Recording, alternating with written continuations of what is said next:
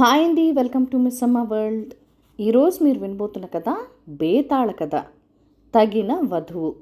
పట్టువదలని విక్రమార్కుడు చెట్టు వద్దకు తిరిగి వెళ్ళి చెట్టుపై నుంచి శవాన్ని దించి భుజాన వేసుకుని ఎప్పట్లాగానే మౌనంగా శ్మశానంకేసి నడవసాగాడు.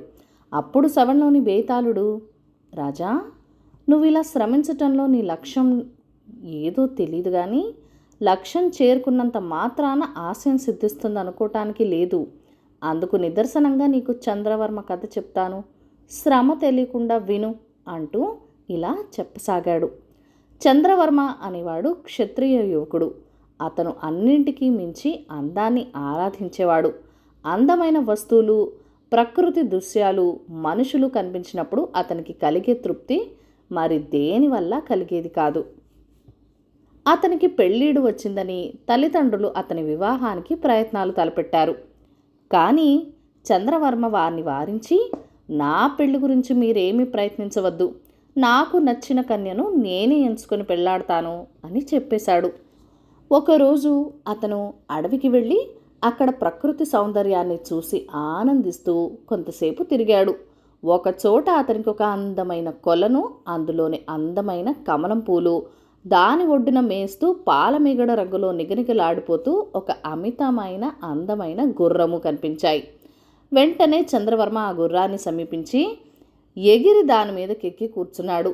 అతను ఎక్కిన మరుక్షణం ఆ గుర్రం పిచ్చి పట్టినట్టుగా శరవేగంతో పరిగెడుతూ అరణ్యంలోకి చాలా దూరం పోయింది. చంద్రవర్మ దాన్ని ఆపే మార్గం లేక దాని మీద బోర్లా పడుకొని కళ్ళు గట్టిగా మూసుకున్నాడు. గుర్రం అలా చాలాసేపు పరిగెత్తి ఎక్కడో అతన్ని కింద పాడేసి ఏటో వెళ్ళిపోయింది. కింద పడిన చంద్రవర్మ స్పృహ తప్పిపోయాడు. అతనికి తిరిగి స్పృహ వచ్చేసరికి తెల్లవారిపోయింది. పరిసరాలు అతనికి కొత్తగా ఉన్నాయి. సమీపంలో ఒక సెలయేరు పారుతున్నది. కొంచెం ఎగువ నుంచి తీయని పాట వినిపిస్తున్నది. ఆ పాట పాడుతున్నది ఎవరో స్త్రీ. పాట మాధుర్యానికి, కంఠశ్రావ్యానికి ముగ్ధుడై చంద్రవర్మ పాట వినిపించిన వైపుగా వెళ్ళి ఆశ్చర్యంతో స్తంభించిపోయాడు. అతనికి ఒక ముచ్చటైన తోట, దాని మధ్య ఒక అందమైన పర్ణశాల, తోటలో పూలు కోస్తూ పాడుతూ తెల్ల బట్టలు ధరించి జుట్టు విరబూసుకుని ఒక అందమైన సుందరి కనిపించాయి. ఆమె పాట ఆపగానే చంద్రవర్మ చప్పట్లు చెరిచి, అద్భుతం, అపూర్వం అన్నాడు. ఆ అందగత్త ఉలికిపడి చూసి, ఏమిటి అద్భుతం, ఏమిటి అపూర్వం అని అతన్ని అడిగింది. నీ పాట అద్భుతం, నీ సౌందర్యం అపూర్వం అన్నాడు చంద్రవర్మ పరవశించిపోతూ. ఆమె చిన్నగా నవ్వి, నా అందాన్ని ఇంత మెచ్చుకుంటున్నావు? ఆ కనిపించే కొండ దిగువన ఒక సెలియేటి ఒడ్డున ఉండే అందగత్తను చూస్తే ఇంకేమంటావు? ఉండు, నీకు పలహారం ఏర్పాటు చేస్తాను అని పర్ణశాలలోకి వెళ్ళిపోయింది. చంద్రవర్మ ఆమె ఇచ్చే ఆతిథ్యం కోసం ఆగలేకపోయాడు. కొండ దిగువన ఉండే ఆ సుందరిని చూడాలని అతని మనసు తహతహలాడిపోతూ ఉన్నదనమాట. అందుచేత అతను సెలయేటి వెంబడే నడుస్తూ కొండకేసి వెళ్ళిపోయాడు. అతను కొండ దగ్గరికి చేరుకునేసరికి సాయంకాలం అయిపోయింది. అక్కడ సెలయేటి ఒడ్డున ఇంకా పెద్ద తోట ఉన్నది. ఆ తోట మధ్య ఒక అందమైన ఇల్లు ఉన్నది. ఆ ఇంట్లో ఒక అప్సరస లాంటి ఆడది దీపాలు వెలిగిస్తున్నది. చంద్రవర్మ ఆమెను సమీపించి, ఈ ఇంట్లో నువ్వు ఉండగా వేరే దీపాలు దేనికి? నీ అంత అందగత్తను నేను ఇంతవరకు చూడలేదే అన్నాడు. ఆమె అతనికి అతిథి మర్యాదలు అన్నీ చేసి భోజనం పెట్టి పడుకోవటానికి హంసతూలిక తల్పం ఇచ్చింది. అతను తన అందాన్ని మరీ మరీ పొగుడుతూ ఉండటం చూసి ఆమె, కొండ మీద ఉండే అందగత్తను చూసి ఉంటే నువ్వు నా అందాన్ని ఇంతగా పొగిడి ఉండవు, పొద్దు చాలా పోయింది, పడుకో అని తన గదిలోకి వెళ్ళిపోయింది. ఆ మాట విన్నాక చంద్రవర్మకు వస్తున్న నిద్ర కాస్త పోయింది. ఆ కొండ మీద సుందరిని చూసేదాకా అతనికి ప్రాణాలు నిలిచేటట్టే లేవు. అతను నిశ్శబ్దంగా తలుపులు తెరుచుకుని బయటికి వెళ్ళి ఆ చీకట్లోనే ఆ కొండ ఎక్కన ఆరంభించాడు. చంద్రవర్మ కొండపైకి చేరేసరికి సూర్యోదయం కావస్తున్నది. ఆ ప్రదేశం చాలా విశాలంగా ఉంది. అక్కడ అతను ఊహించినంత పెద్ద తోట ఉన్నది. దాని మధ్య గొప్ప భవనం ఉన్నది. అతను చూసిన సెలయేరు జన్మస్థలమైన కోనేరు ఈ తోటలోనే ఉన్నది. ఈ కోనేటిలో ఒక అద్భుతమైన సౌందర్యవతి స్నానం చేస్తూ చంద్రవర్మకు కనిపించింది. అతడు ఆమెను సమీపించి పరవశ్యంతో, నువ్వేనా నా స్వప్న సుందరివి?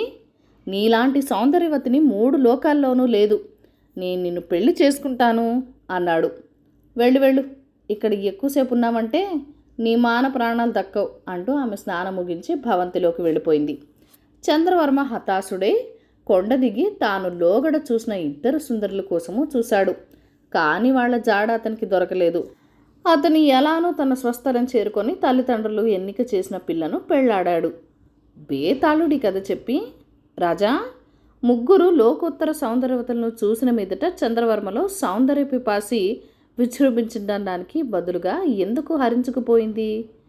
మొదట ఇద్దరు సౌందర్యవతలను చూసిన పాటి ఆదరం కూడా మూడో ఆమె ఎందుకు చూపలేదు? ఈ అనుమానాలకు సమాధానం తెలిసి కూడా చెప్పకపోయావో నీ తల పగిలిపోతుంది అన్నాడు. దానికి విక్రమార్కుడు, చంద్రవర్మలో ఉన్న లోపం సౌందర్య పిపాసి కాదు, ఆ సౌందర్య పిపాసును తన వివాహంతో ముడిపెట్టడం.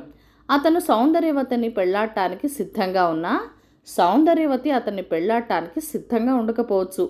మూడో సౌందర్యవతి విషయంలో అదే జరిగింది. అతను తన సౌందర్యాన్ని మెచ్చుకునేందుకు ఆమె ఆగ్రహించలేదు, తనను పెళ్లాడతానన్నందుకు ఆగ్రహించింది. మొదటి ఇద్దరి దగ్గర ఇది జరగలేదు. తన సౌందర్య పిపాస తనకు భార్యని తీసుకురాదని గ్రహించగానే చంద్రవర్మ తన తల్లిదండ్రులు చూసిన పిల్లను పెళ్లి చేసుకున్నాడు అన్నాడు. రాజుకి ఈ విధంగా మౌనభంగం కలగగానే బేతాళుడు శవంతో సహా మాయమై తిరిగి చెట్టెక్కాడు. కథ కంచికి మనం ఇంటికి. ఈ కథను లైక్ చేయండి, షేర్ చేయండి. మన ఛానల్ని ఫస్ట్ టైం చూస్తున్నట్లయితే కనుక ప్లీజ్ సబ్స్క్రైబ్ చేసుకుని మీ సపోర్ట్ ఇవ్వండి. మీ అమూల్యమైన ఫీడ్బ్యాక్ అండ్ సజెషన్స్ నాతో కామెంట్ సెక్షన్లో కూడా షేర్ చేసేయండి. Thank you for watching. Bye bye.